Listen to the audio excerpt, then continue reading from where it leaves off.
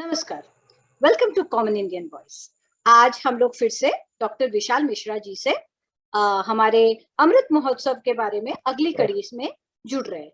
Welcome doctor Mishra. And आज हम लोग नमस्कार। नॉर्थ ईस्ट के बारे में बात करने वाले हैं। एंड मिश्रा जी, आप please, the stage is yours. Mishra ji, आप सभी लोग, नमस्कार आप सभी लोगों को।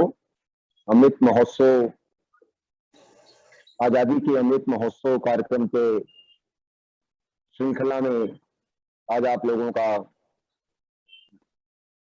स्वागत है, हार्दिक अभिनंदन है।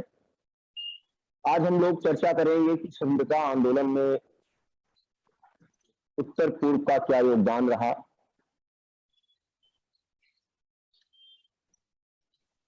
देखिए,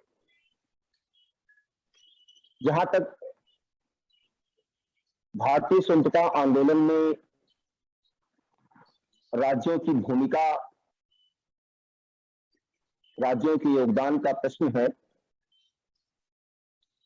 तो भारतीय राज्य में से प्रत्येक राज्य ने राष्ट्रीय आंदोलन में महत्वपूर्ण भूमिका निभाई। भारत के उत्तर पूर्वी राज्यों का स्वतंत्रता आंदोलन में भाग लेने का अपने आप में एक गौरवशाली इतिहास रहा।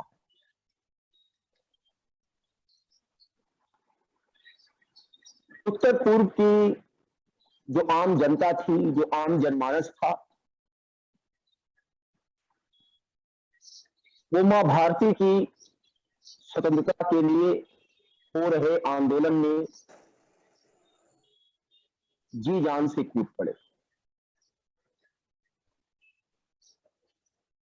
आप सभी लोगों ने रानी झुंझुनू का नाम सुना होगा, जो कि उत्तर पूर्व से भारतीय राष्ट्रीय आंदोलन में भाग लेने वाली प्रसिद्ध वीरांगनाओं में से एक है। उनका जन्म तो मणिपुर में हुआ और वो एक नागा राजनीतिक नेता थी। उन्होंने अपने जीवन के 14 साल ब्रिटिश शासन के खिलाफ खड़े होने के कारण जेल में बिताए। 14 साल। क्यों? क्योंकि वो ब्रिटिश शासन के विरुद्ध खड़ी हुई थी।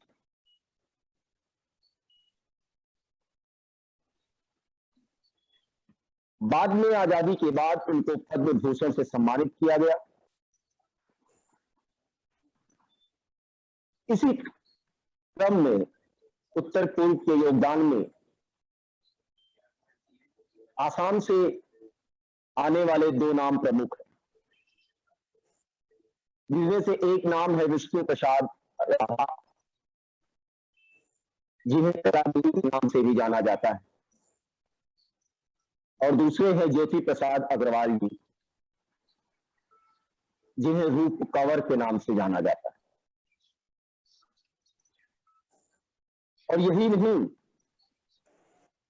असमिया सिनेमा की संस्थापक के रूप में भी इनको जाना जाता है। वे आसाम के सांस्कृतिक प्रतीक हैं।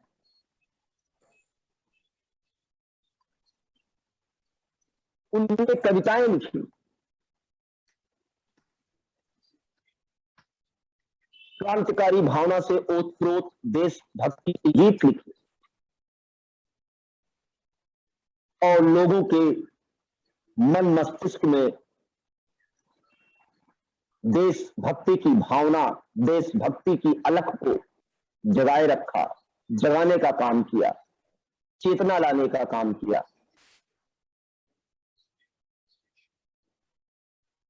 यही नहीं, ज्योति प्रसाद अग्रवाल जी भारत छोड़ो आंदोलन में एक भूमिगत नेता थे।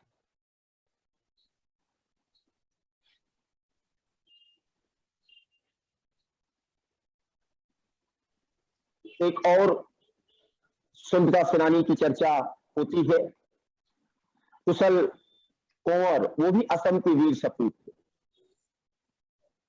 आज भी उनकी कहानी आसाम में लोगों को प्रेरणा देती है।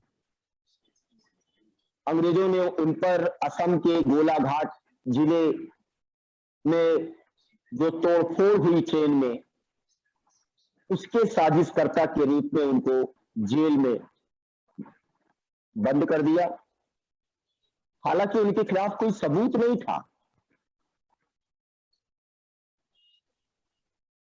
और वो भारतीय स्वतंत्रता आंदोलन के इतिहास में अब तक ज्ञात मात्र एकमात्र स्वतंत्रता सेनानी थे जिन्हें 1942 में भारत छोड़ो आंदोलन के बाद के चरण में फांसी दी गई थी। आसाम की महिलाओं ने भी काफी बहादुरी दिखाई, बढ़ चढ़कर हिस्सा लिया स्वतंत्रता आंदोलन में, जिसमें से एक नाम का चर्चा करना बहुत आवश्यक है। महज 17 साल की उम्र में, 17 साल की आयु में मृत्यु वाहिनी, जिसे कहते हैं मृत्यु दस्ता, उसकी सदस्य थी, आप सबने नाम सुना होगा, कनकलता बरुआ। इन्होंने एक अंग्रेजों के कब्जे में पुलिस स्टेशन था में, वहां पर तिरंगा, राष्ट्रीय ध्वज फहराने का प्रयास किया।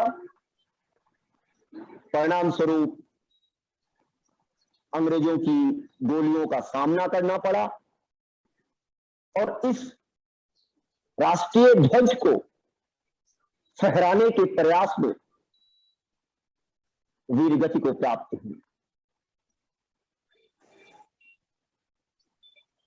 एक और मातृशक्ति का नाम भारतीय स्वतंत्रता आंदोलन में आता है, आसाम से, जिन्होंने महिला सशक्तिकरण के लिए भी बहुत कार्य किया, चंद्रप्रभा सैकियानी। इन्होंने 1921 के असहयोग आंदोलन में भागीदारी की, सक्रिय भागीदारी की और आजादी के बाद उनके भारतीय स्वतंत्रता आंदोलन में योगदान के कारण उनको पद्मश्री से सम्मानित किया गया।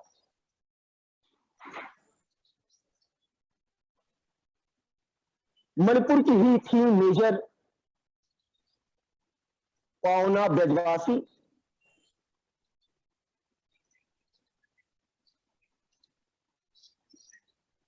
(1891) में जो एंग्लो मणिपुर युद्ध हुआ था, उसमें वो अंग्रेजों के विरुद्ध लड़े।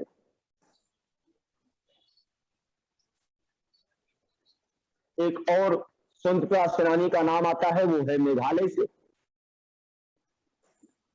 उनका नाम था यू कियांग नागावा। वो मेघालय के सबसे महान स्वतंत्रता सेनानियों में से एक थे, जिन्होंने 1857 के प्रथम स्वतंत्रता संग्राम में अंग्रेजों के खिलाफ लड़ाई लड़ी थी। बाद में अंग्रेजों ने उन्हें सार्वजनिक रूप से फांसी पर लटका दिया, यह संदेश देने के लिए कि ब्रिटिश सत्ता, ब्रिटिश सरकार के विरोध में आवाज उठाने का परिणाम क्या होता है। बाद में भारत सरकार ने 2001 में उनकी स्मृति में एक डाक टिकट जारी किया।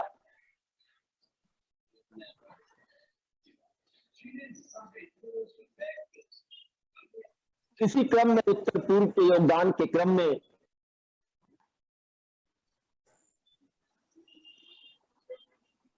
सूरवीर पसलखा जी का नाम आता है। जो कि मिजो स्वतंत्रता सेनानी के रूप में जाने जाते हैं, जिन्होंने 1890 में लुसाई पहाड़ियों पर आक्रमण के दौरान ब्रिटिशर्स का विरोध करते हुए अपने जीवन का बलिदान दे दिया।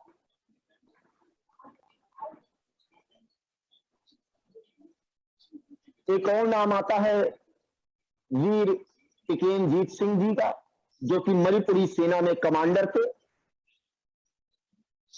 और जिन्होंने पैलेस क्रांति की योजना बनाई। आपकी जानकारी के लिए बता दूं कि जो 1891 में एंग्लो युद्ध हुआ था, उसके पीछे ये जो पैलेस क्रांति की योजना थी, यही कारण था। फिर बाद में मणिपुर अभियान के दौरान अंग्रेजों ने उन्हें पकड़ लिया और उन्हें सार्वजनिक रूप से फांसी दे दी। तो इस तरीके से हम देखते हैं तो उत्तर पूर्वी राज्यों ने भारतीय स्वतंत्रता आंदोलन में सक्रिय भागीदारी की, भारतीय स्वतंत्रता आंदोलन को एक नई ऊर्जा प्रदान की। ये नाम कुछ ही वर्णित, ये जो मैंने नामों की जिनकी चर्चा की, ये कुछ ही नाम है। बहुत सारे नाम अभी गुमनामी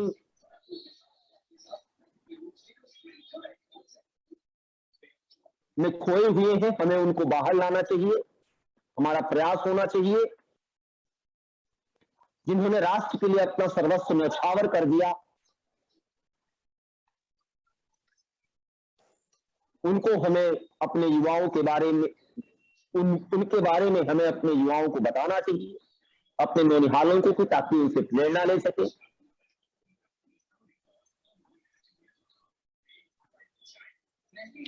आपने बिल्कुल सही तो बोला। मैं इस चर्चा के माध्यम से आप लोगों से भी यही कहना चाहूंगा, जो भी सुन रहे हैं, आप भी अपने अपने स्तर पर स्वतंत्रता सेनानियों के बारे में जो भी जानकारी उपलब्ध हो सके उसे उपलब्ध कराइए, लोगों तक पहुंचाइए, ताकि आने वाली पीढ़ियां उनसे प्रेरणा ले सके।